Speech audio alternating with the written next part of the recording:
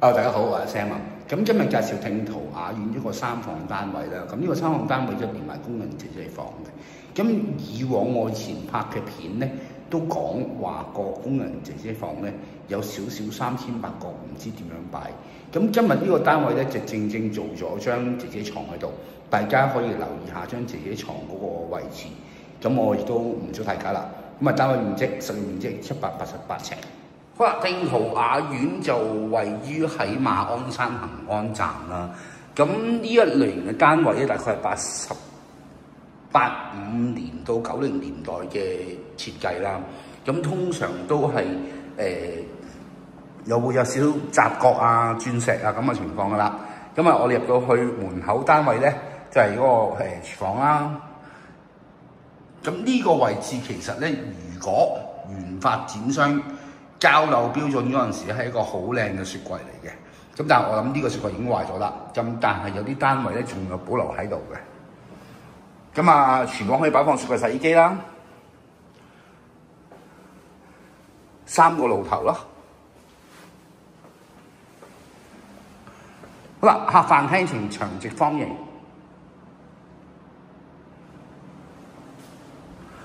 客廳景觀有少海景嘅。望翻泳池景同海景，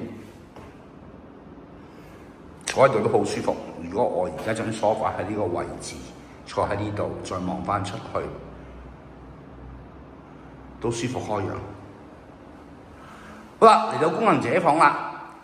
我成日都話呢個位置有少雜角。嗱，張姐姐床做得非常之好㗎。有窗，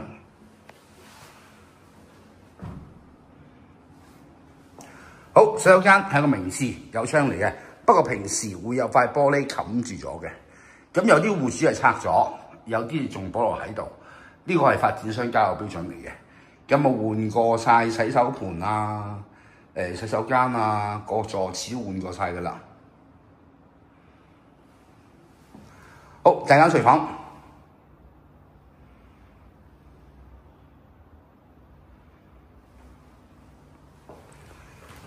第二間廚房方正啲，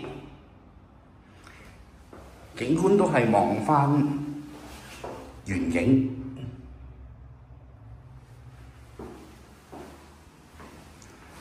好，主人套廁，其實主人套都有窗㗎嚇。主人房。